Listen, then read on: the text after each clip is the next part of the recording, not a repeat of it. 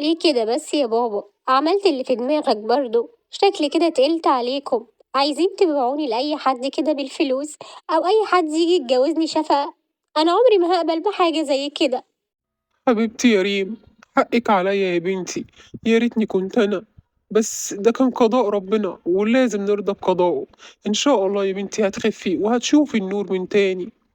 مش عايزاكي تكوني قلقانة يا حبيبتي، زي ما بابا قال بالظبط.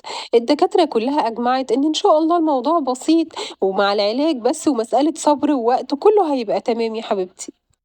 يا ريتني كنت أنا اللي مع بابا في الوقت ده، وانتي لأ يا حبيبتي.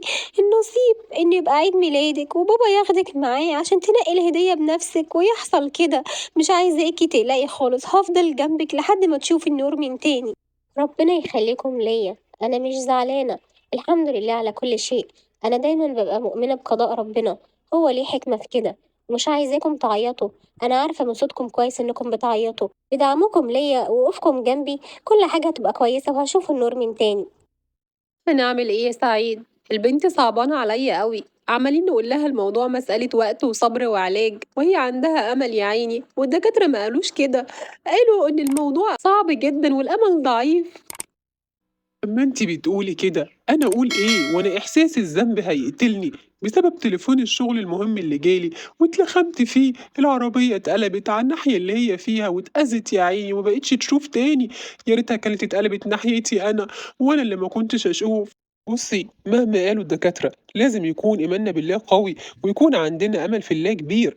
هو الشافي قادر على كل شيء. بصي أنا كنت عايزة أقولك على حاجة.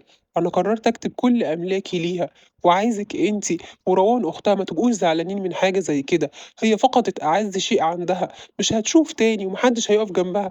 يمكن الفلوس اللي انا هكتبها لها تبقى سند ليها في الدنيا بعد كده. انت عارفه انا وانتي مش هنعيش لها العمر كله.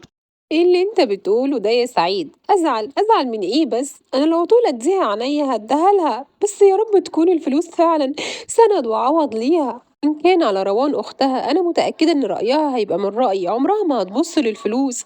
هي زعلانة على اختها جدا. بص انا هبعتها لك وانت قول لها وشوف رأيها ايه عشان ما نبقاش ظلمناها برضو. اكيد يا روان يا حبيبتي، طبعا بتسالي نفسك انا بعتلك ليه. بصي يا حبيبتي انت شفتي الظروف اللي اختك مرت بيها والحاله اللي هي بقت عليها. اختك بقت ضعيفه جدا ومفيش اي حاجه تسندها، وانا وامك مش هنعيش لها العمر كله. وانت كمان مسيرك هتتجوزي، فعشان كده قررت اكتب لها التركه كلها بتاعتي عشان تبقى سند ليها في الحياه. عندك حق يا بابا، وانا بأيدك في الرأي جدا. انت عيشتنا كويس وما خلتناش محرومين من اي حاجة، والفلوس دي اخر حاجة احنا نفكر فيها. ما تقلقش يا بابا، نفذ قرارك وانت مطمن، بس يا ريت الفلوس تكون عوض ليها وسند بعد اللي فقدته يا بابا. حبيبتي يا روان انا كنت متاكد ان ده هيكون رايك، لان انا عارف انك بنت حنينه وبتحبي اختك قوي. كويس يا ريم يا حبيبتي إن أنتِ سمعتِ كلام مامتِك ونزلتِ معاها. أنا ما رضيتش أطلع لِك في أوضتِك عشان أكلمِك في الموضوع اللي أنا عايزِك فيه، عشان عايزِك تتحركي بقى في البيت وما تحبسيش نفسِك في أوضتِك يا حبيبتي. بابا يا حبيبتي قرر يكتب كل أملاكه باسمك، وأنا وأختك روان مأيدينه جدا في الرأي ده. احنا يا حبيبتي مش دايمين لك العمر كله، وانتي ممكن تحتاجي علاج أو عملية أو أي حاجة، تبقى الفلوس تحت إيدك تتصرفي فيها زي ما انتي عايزة. لا طبعا، وانا رافضة حاجة زي كده. ايه اللي انتوا بتقولوه ده؟ اولا يا ماما، ده حق اختي وانا مش هقبل اخد حقها لأي سبب. انا عارفة كويس انتوا عملتوا كده ليه. انتوا فاكرين ان الفلوس دي هتكون دعم وسند ليا؟ بالعكس، الفلوس دي هتخليني مطمع وهتكون نقمة عليا. حبيبتي يا ريم، حقك عليا، كان غصب عني، انا ما كنتش موافقة لولا ضغط بابا وماما عليا وقالوا لي مش هتقعدي العمر كله كده.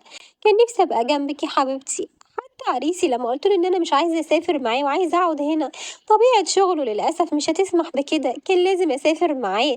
انا مش عارفة اسيبك ازاي وانتي في الظروف دي. انا مش عايزاكي تتضايقي في ليله جميله زي دي. انا متاكده ان انتي من غير ما اشوفك كنتي طالعه زي القمر. انتي عمرك ما قصرتي معايا من يوم ما حصل لي اللي حصل، وانتي واقفه جنبي وبتخدميني وعامله لي نفسك داده. يا حبيبتي انا عمري ما هزعل، بالعكس انا فرحانه لك قوي. ربنا يسعدك، انتي تستاهلي كل خير، ومش عايزاكي تقلقي عليا خالص. انا خلاص يا ستي اتعودت وبعرف اتعامل. أنا مش عارفة ماما مصرة إن أنا آكل ليه، عمالة أقول لها ماليش نفس من ساعة ما جينا من الفرح وهي عمالة تزن عليا. لا أنا مش قادرة آكل بجد، أنا أقوم بقى أديها الساندوتش ده.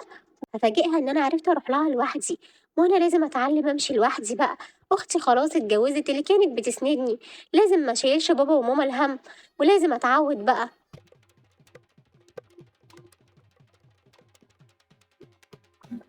على الرغم إني كتبت كل أملاكي باسمها على أمل إن حد يجي يبقى سند ليها يعني ويقبلها بظروفها دي، إلا إن محدش جالها خالص، وأختها اتجوزت وهي هتعيش لوحدها وإحنا مش دايمين لها العمر كله. أنا مش عارف أعمل عشانها إيه. إيه ده؟ إيه اللي أنا باسمعه ده؟ أنا مش قادرة أصدق. تنساش يا سعيد إن أنت كتبت لها كل أملاكك بس محدش يعرف خالص عن الموضوع ده، أنت خليته في السر عشان هي كانت رافضة حاجة زي كده. أنا من رأيي إن أنت تعلن الموضوع دوت، لأن الناس لما تعرف إن هي يعني غنية ومعاها فلوس ممكن يجيلها حد يقبل بظروفها دي مقابل يعني إن هي هتعيشه كويس. بس مش لازم هي تعرف حاجة زي كده، لأن لو عرفت حاجة زي كده هترفض جدا. ليه كده بس يا بابا؟ عملت اللي في دماغك برضه، شكلي كده تقلت عليكم، عايزين تبيعوني لأي حد كده بالفلوس، أو أي حد يجي يتجوزني شفقة. أنا عمري ما هقبل بحاجة زي كده.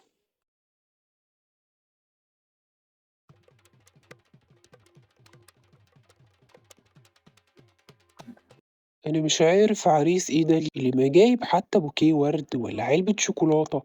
الواحد مش باصص للحاجات دي، بس المفروض ذوقيا يعني. إيه ده، شكله بخيل ده ولا إيه؟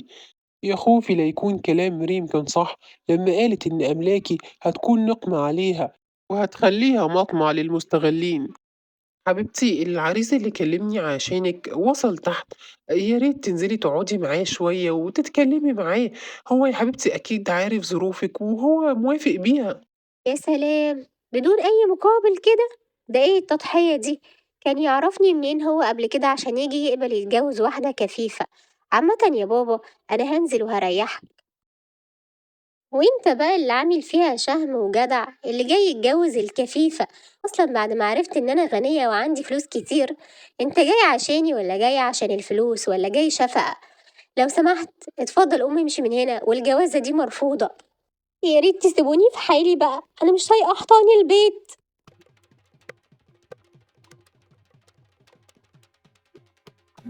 أنا مش عارف إيه البلاوي اللي بتحصل دي، كانت هتلبسني مصيبة دي والّا إيه؟ طبعًا مش هَمِّك، أنتِ يا أستاذة ياللي معدية ومش سائلة ولا باصة حتى في الطريق، أنتِ عايزة تلبسيني مصيبة والّا إيه؟ مش تاخدي بالِك من الطريق. انا اسفة، كان غصب عني، ما قصدتش، ما كنتش قصدي اتسبب لك في مشكلة. إيه ده، أنا آسف، أنا ما خدتش بالي، ما كنتش أعرف. بس أنتِ إزاي ماشية لوحدِك ومش معاكِ حد؟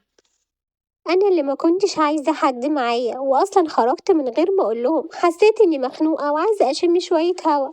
طيب ممكن أعرف أنتِ ساكنة فين وتسمحي لي أوصّلِك؟ عشان بس ما أبقاش قلقانة عليكِ لا يتكرر الموقف ده تاني. شكرا جدا لذوقك، بس للأسف مش هينفع توصلني. أنا هعرف أرجع زي ما جيت. أنا ساكنة في منطقة فقيرة وشعبية وكلها حواري، إحنا ناس على قد حالنا، وعربيتك دي مش هتدخل هناك. طب خلاص إيه المشكلة، هاركن العربية هنا وهاوصّلِك أنا من غير العربية بس عشان أكون متطمن عليكِ. للأسف مش هينفع توصلني، معلش احترم رغبتي، ما تقلقش عليا، أنا هعرف أوصل زي ما جيت. طب حتى ممكن لو تسمحي لي آخُد رقم تليفونِك يعني لو عندِك تليفون، أو رقم تليفون أي حد من العيلة عشان أبقى أطمن عليكِ إنِّك وصلتِ بالسلامة. تمام، أنا كده سجّلت الرقم خلاص، وهادّي للرقم كمان بتاعِك رنة عشان لمّا تروّحي تبقي عارفة رقمي. أنتِ قُلتِ قدّامِك نُص ساعة بالكتير، أنا خلال نُص ساعة هاحاول أرن أطمن عليكِ. يا ريت لو وصلتِ قبل كده تخلّي أي حد يكلمني على الرقم بتاعي ويطمنّي.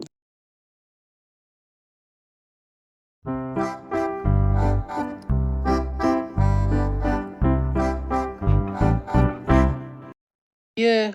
أخيرًا يا ريم وافقتِ تيجي تقابليني، عمّالة أتحايل عليكِ عشان تقولي لي عنوان بيتِك فين، عشان آجي آخدِك، مش عارف أنتِ ليه رافضة حاجة زي كده.